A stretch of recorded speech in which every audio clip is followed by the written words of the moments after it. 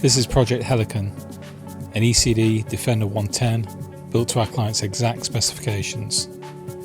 Helicon is painted in full gloss Bonatti grey with black accents all around.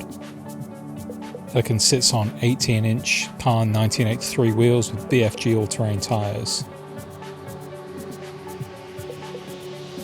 This 110 features a 6-point full external roll cage with rear ladder, classic front bumper with worn winch, 4 round LED spotlights up front and 1 at the rear.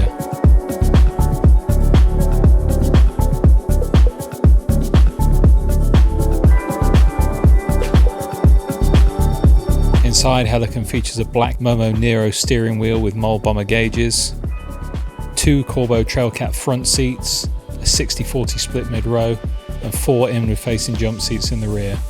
Each seat is wrapped in vertical diamond Porsche Napa leather, stitched together in white. Helicon is powered by our LS3 Plus 565 horsepower engine with 6-speed automatic transmission.